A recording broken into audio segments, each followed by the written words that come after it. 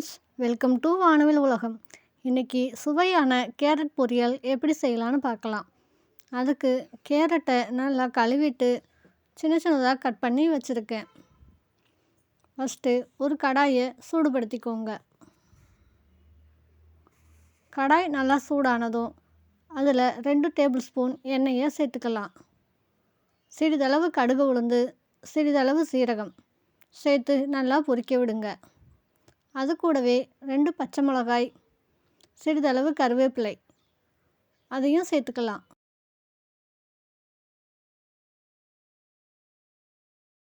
அது கூடவே சிறிதளவு சின்ன வெங்காயத்தை கட் பண்ணி சேர்த்துக்கலாம்.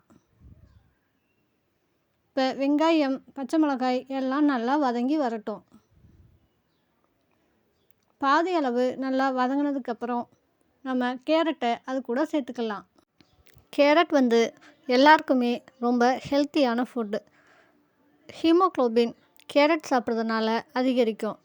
அதனால் கேரட்டை அடிக்கடி செஞ்சு சாப்பிடுங்க. சின்ன குழந்தைங்கள்லேருந்து பெரியவங்க வரைக்கும் எல்லாருமே கேரட் சாப்பிட்லாம். இப்போ கேரட் வதங்கிறதுக்கு தேவையான அளவு உப்பை அது கூட சேர்த்துக்கோங்க. கேரட்டை நல்லா கிளறி விட்டுக்கிட்டே இருங்க. கொஞ்ச நேரம் எண்ணெயிலேயே வதங்கட்டும். கொஞ்ச நேரம் வதங்கினதுக்கப்புறம் சிறிதளவு தண்ணியை அது கூட சேர்த்துக்கலாம்.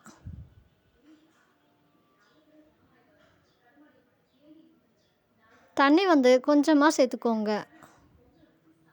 அப்போ தான் கேரட் வெந்து வரும்போது கரெக்டாக நல்லா இருக்கும்.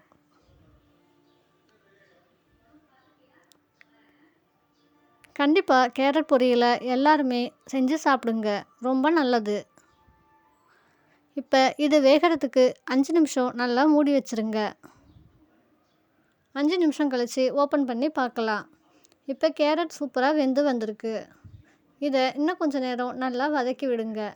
தண்ணியெல்லாம் நல்லா சுண்டி வரட்டும்.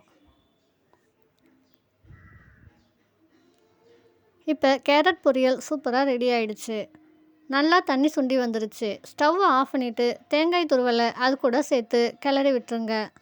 தேங்காய் துருவல் சேர்க்கும்போது ஸ்டவ்வை ஆஃப் பண்ணிவிட்டு சேர்த்துக்கோங்க. அப்போ தான் நல்லா டேஸ்ட்டாக இருக்கும். இந்த வீடியோ உங்களுக்கு பிடிச்சிருந்தா லைக் பண்ணுங்கள், ஷேர் பண்ணுங்கள், கமெண்ட் பண்ணுங்கள்.